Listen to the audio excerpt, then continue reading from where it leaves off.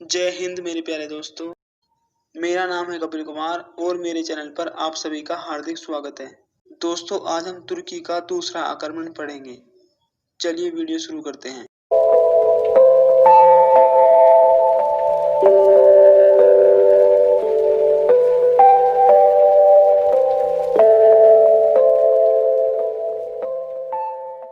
दोस्तों, मोहम्मद गोरी अफगानिस्तान के गजनी साम्राज्य का उत्तराधिकारी था।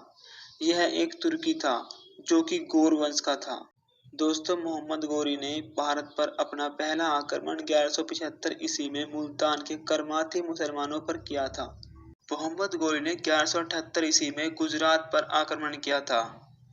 उस समय गुजरात का शासक भीमद्वितीय था, जिसका दूसरा नाम मूलराज द्वितीय था, जो कि चालुक्य वंश का था। मोहम्मद गोरी गुजरात पर आक्रमण करके वापस गजनी जा रहा था। तब उसे भीमद्वितीय ने राजस्थान के माउंट आबू पर घेर कर पराजित किया था। मौत के खौफ से गोरी ने भीमद्वितीय के पांवों में गिरकर अपनी जान की भीख मांगी थी और भीमद्वितीय ने गोरी को माफ कर दिया था।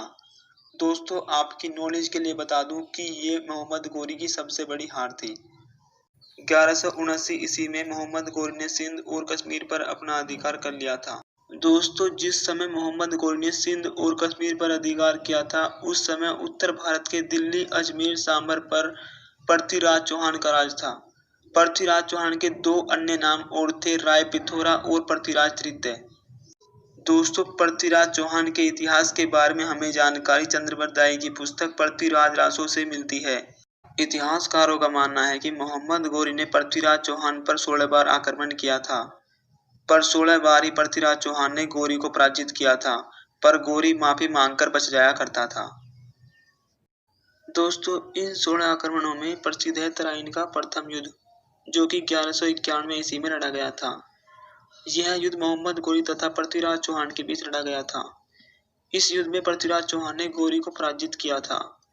इस युद्ध में पृथ्वीराज चौहान ने मोहम्मद गोरी को माफी मांगने के कारण छोड़ दिया था, जिसके बाद गोरी गजनी भाग गया था। दोस्तों, पृथ्वीराज चौहान कन्नौज की राजकुमारी संयोगता से प्रेम करते थे, जो कि जयचंद की पुत्री थी। दोस्तों, जयचंद गढ़वाल वंश का शासक था। दोस्तों, जयचंद पृथ्वीराज चौहान को पसंद नहीं करता था।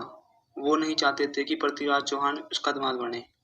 इसीलिए उन्होंने अपनी बेटी संयुक्ता की शादी की ठानी और उन्होंने उसके लिए एक स्वयंवर रचा, जिसमें जयचंद ने भारत के सभी दिग्गज राजाओं को आमंत्रित किया था, सिर्फ पृथ्वीराज चौहान को छोड़कर।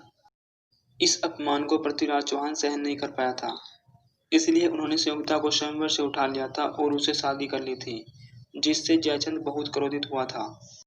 दोस्तों, एक तरफ मोहम्मद गोरी पृथ्वीराज से 16 हार का बदला लेना चाहता था, दूसरी तरफ जयचंद अपनी बेटी को स्वयंवर से उठा लेने के कारण पृथ्वीराज चौहान से बदला लेना चाहता था।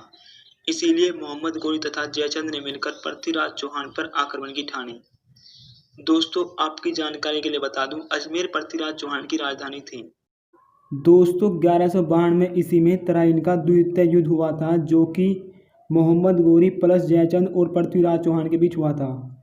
इस युद्ध में मोहम्मद गोरी और जयचंद ने मिलकर पृथ्वीराज चौहान को पराजित कर मार डाला था। दोस्तों, मोहम्मद गोरी ने अपना अगला आक्रमण कन्नौज के शासक जयचंद के विरुद्ध किया था। जी हाँ, ये वही जयचंद है जिसने पृथ्वीराज चौहान को पराजित करने में मोहम्मद गोरी की मदद की थी। इस युद्ध को चंदावर के युद्ध के नाम से जाना जाता है, जो कि 1194 ईस्वी में लड़ा गया था। इस युद्ध में गोरी ने जयचंद को पराजित कर मार डाला था और कन्नौज पर अपना अधिकार कर लिया था। चंदावर के युद्ध में मोहम्मद गोरी की मदद उनके दामाद कुतुबुद्दीन ऐबक ने की थी, इसलिए मोहम्मद गोरी ने ऐबक को अपना सेनापति नियुक्त किया था। दोस्तों, मोहम्मद गोरी के 4 प्रमुख गुलाम थे, जिनके नाम हैं बख्तियार खिलजी, कुबाचा, यलदोज, कुतुबुद्दीन ऐबक। दोस्तों, बख्तियार खिलजी ने ही नालंदा विश्वविद्यालय को नष्ट किया था।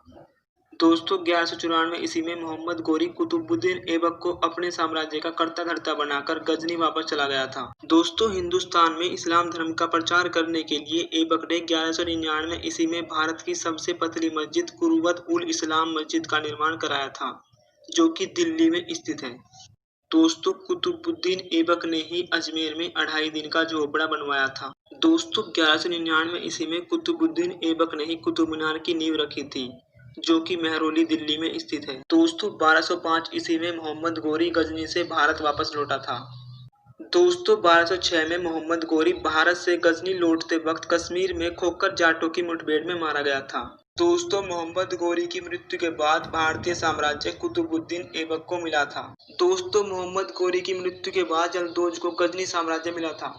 दोस्तों मोहम्मद गोरी की मृत्यु के बाद कुबाचा को अफगानिस्तान का काबुल और कंधार मिला था। दोस्तों भारत में कुतुबुद्दीन ऐबक ने नए वंश की शुरुआत की थी, जिसको गुलाम वंश के नाम से जाना जाता है।